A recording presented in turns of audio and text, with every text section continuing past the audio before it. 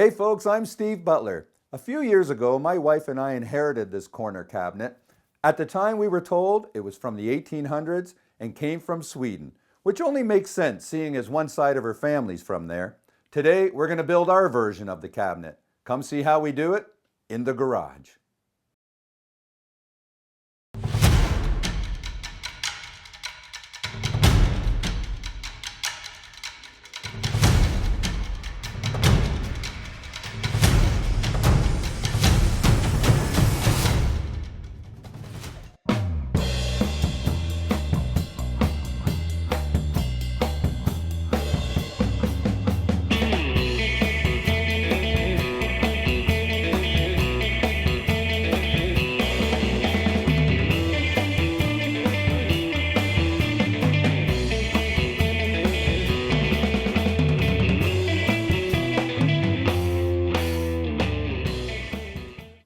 Okay, let's have a look at today's project.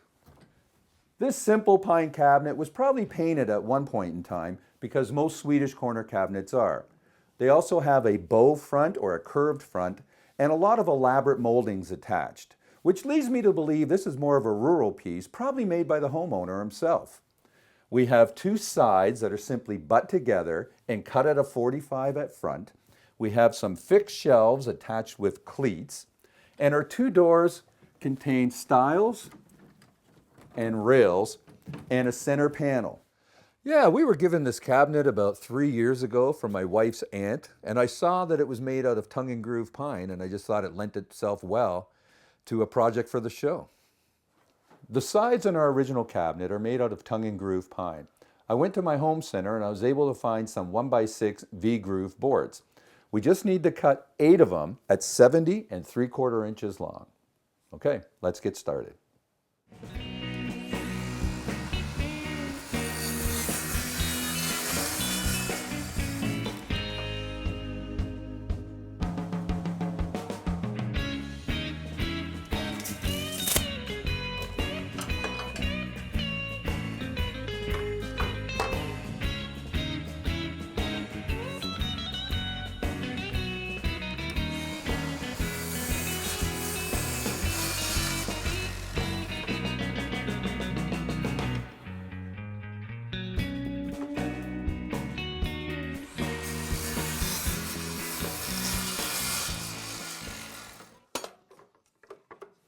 Okay, there we go. We have all the material for our sides cut to length. Now we're just going to go ahead and cut our door stock to length. Now we're cutting the material that make up our door stiles to 66.5 inches long.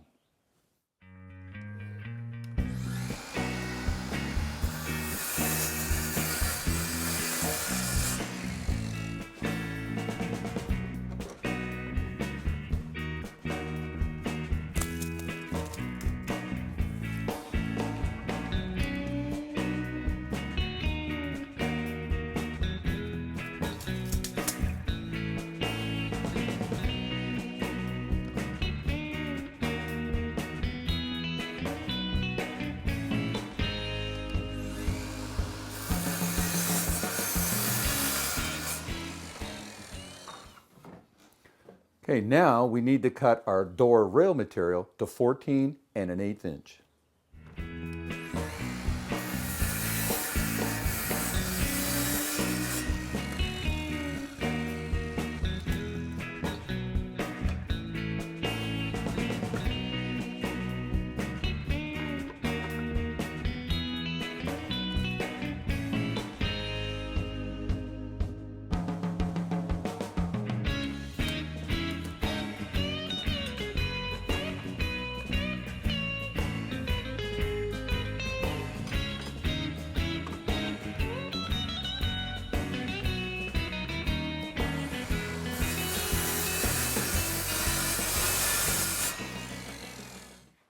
There we go. We have our door stile and rail material cut to length. We have our sides for the cabinets cut to length. We're going to save our offcuts and use those for our shelves. Now we're just going to go to the table saw and rip everything the width. I've set up my table saw fence to cut 1.75 inches. That's the width of our stiles and rails. Now remember, eye protection and hearing protection.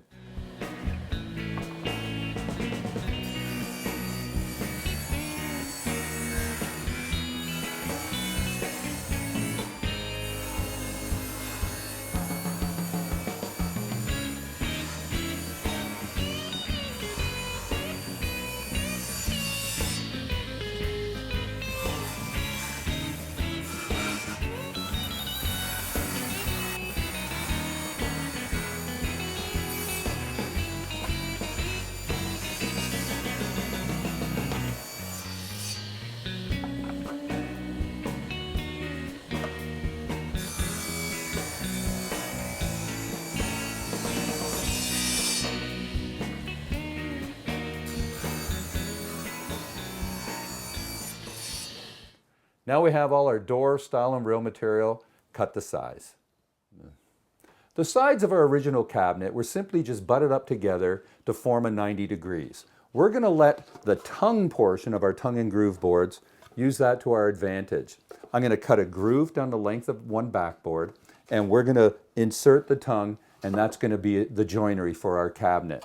Now before I do that, I have to rip the groove portion off of one board. I've set my saw fence to 5 inches. I'm just going to go ahead and do that.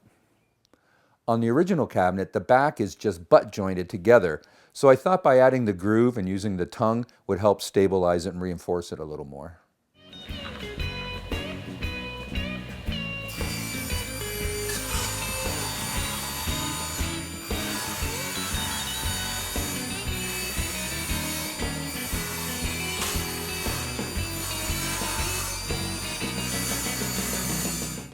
The front of the sides of our cabinet are cut at a 45-degree angle. And you can do that after the boards are all glued up, but I find it easier to cut a single board rather than the large panels. It's just a little easier to manage. Now I've set the fence at 4 3/8 of an inch, and I've tilted the blade to 45 degrees, and I'm just going to go ahead and cut one front board at that dimension.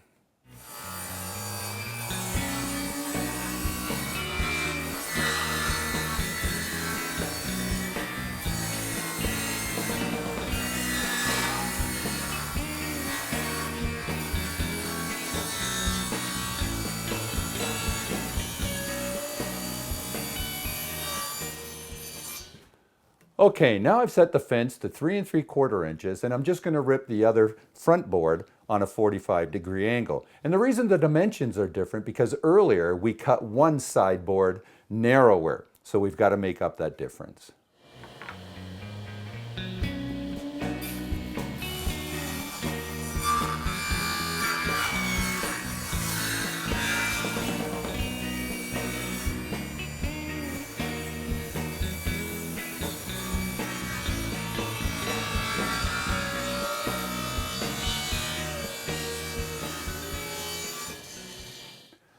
I've swapped out my regular saw blade and I put in a set of stacked dado blades, and I just put the 2 outside blades in to make a 1/4 inch cut. Now you could make multiple passes with a regular blade, but I just get better accuracy using the set of dado blades. And I've put that in there, and I've set the fence at 1/4 inch away from the blades, and that's going to cut the groove in our backboard to accommodate that tongue.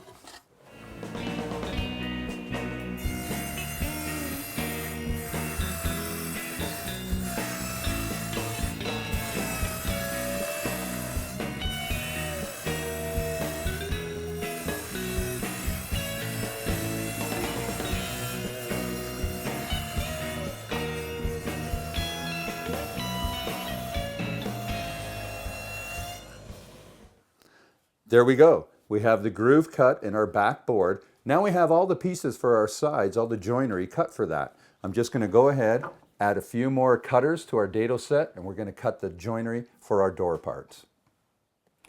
Now I've added some cutters to my dado blades. The joinery for the doors to join the stiles and rail together are simply lap joints on our original cabinet, and they were pegged. So what I've done is I set the fence to the furthest point of the blade to 1 3/4 inches, and that's the width of our stiles and rails. I've raised the blades to take 3/8 of an inch off, and I'm just going to put this against my miter gauge fence, set it up against the table saw fence, make one pass, and I'm just going to make multiple passes until I have our half lap or our rabbet joint cut. Do that on our other piece, and you can see how that comes together. And later on, we'll peg them for stability.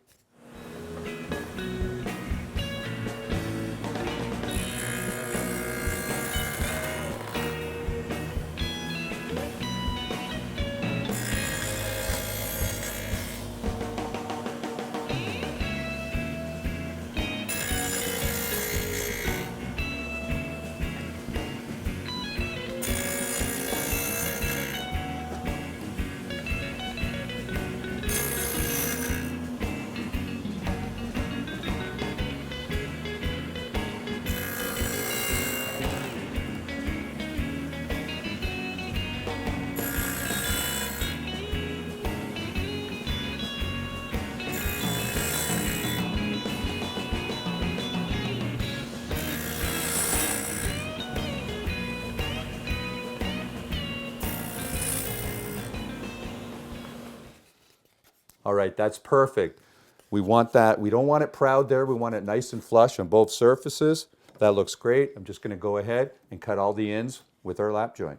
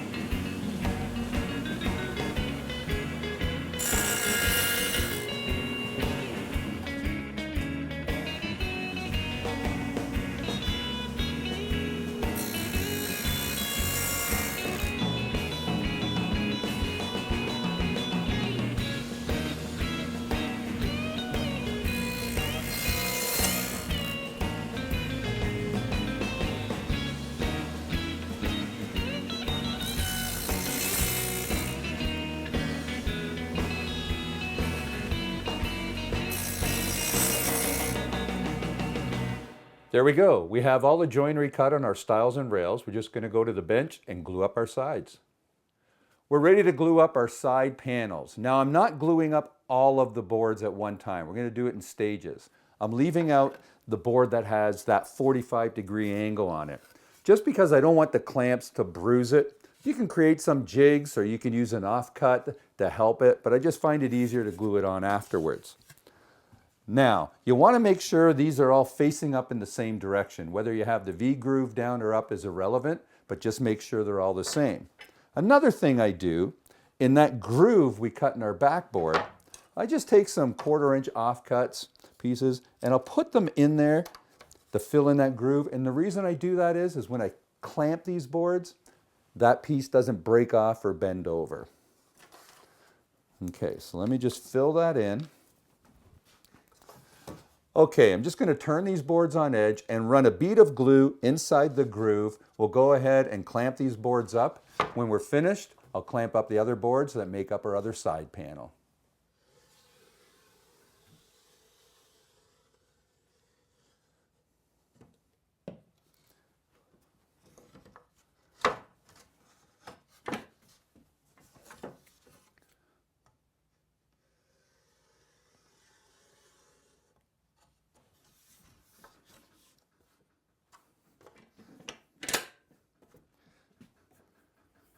Now you just want to start with the center board.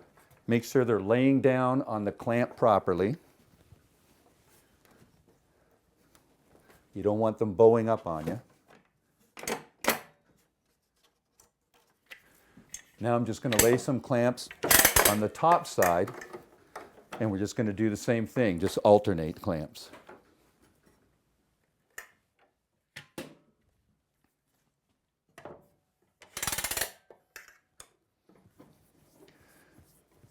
Now I'm not putting too much pressure on here. I don't want to bruise that tongue. If you feel more comfortable, you can put a piece of scrap wood there. Put one on the end. That looks good. Just let that cure up. When that's done, we'll take off the clamps and put our front board on with the 45-degree angle. Now I'm just going to go ahead and glue up our other boards. Okay, let me show you what I did. I glued up our other panel. When they dried, I took them out of the clamps and I attached that one board on each panel that has that 45-degree angle. Now, I'm using a couple of clamps with cleats to actually hold the board together. These clamps are simply just holding it upright for me, just for better access.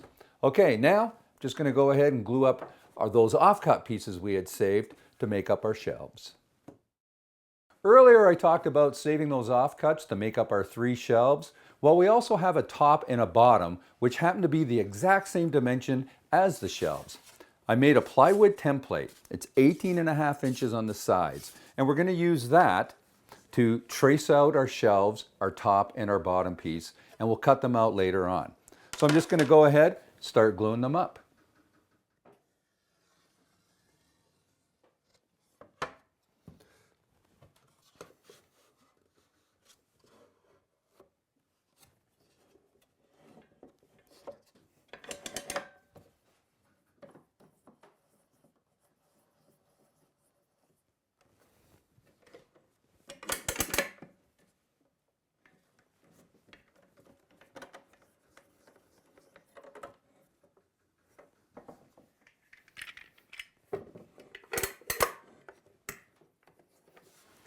Okay, we're going to put this one aside to dry. I'll go ahead and glue up the other pieces. There we go. We have our top and bottom and our shelves all glued up. I was able to use all of our offcuts. I used some of the tongue and groove boards for the shelves, and the material we used for our door panels, I had to stagger them, but I was able to get our shelves out of there as well. So we're just going to go ahead, start gluing up a door frame. Okay, the first thing I'm going to do is glue our center rail to our stiles, and then we'll just glue up either end.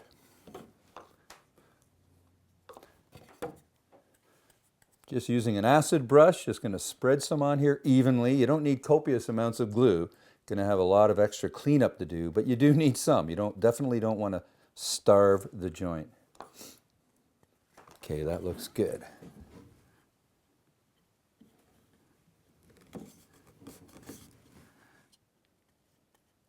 Take your time, make sure you have everything you need, an extra brush, a cloth to clean out any excess.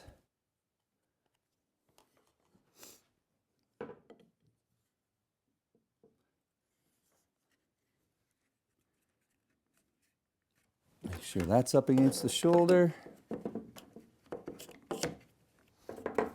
That looks good. Just going to go ahead and glue up the other door frame. Now that our door frames are glued up, it's time to cut the panels. The panels on the original cabinet were made out of solid wood, but we're using this 1/4-inch knotty pine plywood. That way we don't have to worry about expansion or contraction. Now there's 4 panels in all. They're 10 and 5/8 inches wide. The top panels are 30 and 7/8 inches long. The bottom ones are 30 and 3/16 long. Now, I've attached the false fence to my table saw fence to make sure there's no gaps there. It's only 1/4-inch plywood, and sometimes if there's any gaps, it can slip underneath this fence, and that can be pretty hazardous. So I'm just going to put the dust collector on, and we'll go ahead and cut these the width.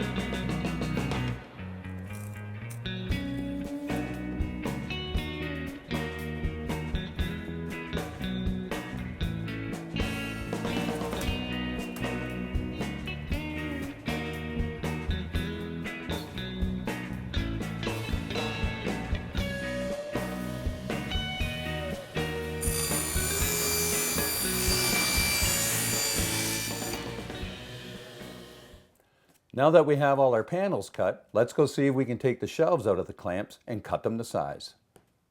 Yeah, the panels on the doors on the original cabinet have solid wood, and you can feel the effects of expansion and contraction over the years. That's why we used plywood. But you could also use glass or stained glass or whatever you like in there. Okay, I took our shelves and our top and bottom out of the clamps, And I used our template to trace that pattern. Just going to put the bandsaw on. We're going to cut them out using that. You want to let this come to full speed before you start cutting.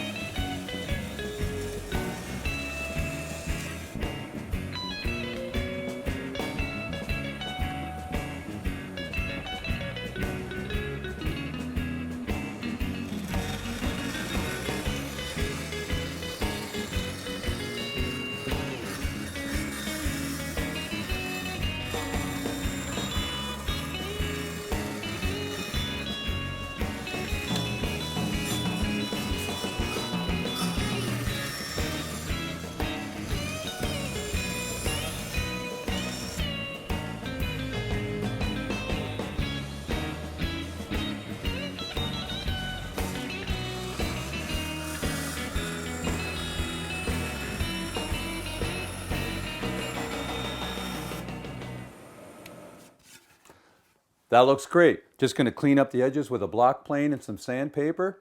Let's go ahead and cut our other shelves.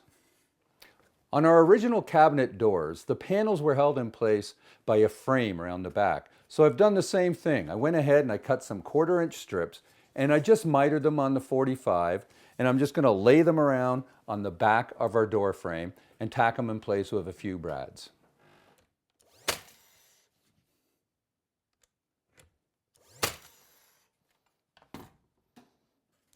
There we go. You see how that works? I'm just going to go around and do all of them.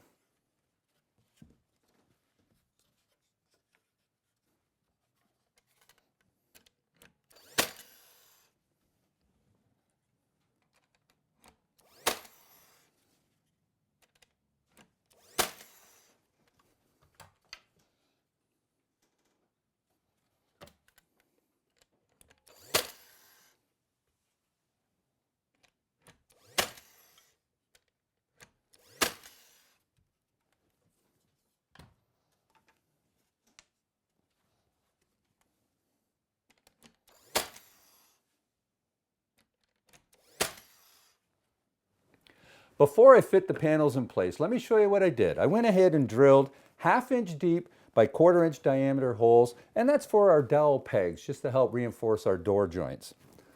Yeah, on most cabinet doors, they use mortise and tenon joinery. This one's using lap joints, but it's reinforced with the dowel pegs. Also what I did, the original doors had some cove molding cut in them to frame out and hold the panels in place on the front. I actually like the look of 1/4 round better, so I went ahead and I cut some strips of 1/2-inch 1/4 round. Just going to go ahead and install those.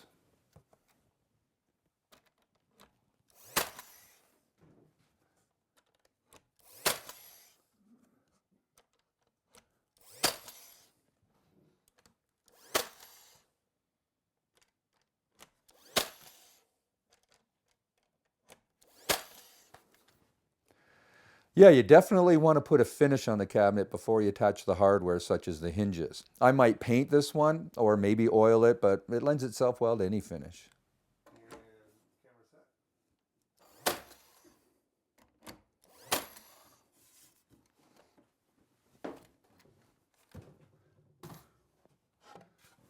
Okay, let me show you what I did. On our top, I cut a piece of crown molding and attached that. I attached our cleats.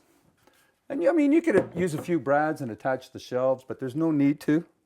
So there we go. I put a bottom plate on. Now we just have to think about the doors. Yeah, I think this project's really accessible to most woodworkers. There isn't a face frame you have to worry about. The doors attach right to the 45-degree angles of the sides. I think this worked out really well. Well, I'm going to attach the doors with some antique forged iron hinges, but in the meantime, I've got to think about my finish. Maybe I'll paint it like the original was. Well, as usual, I had a blast building this with you. I hope you come back and join us. here in the garage.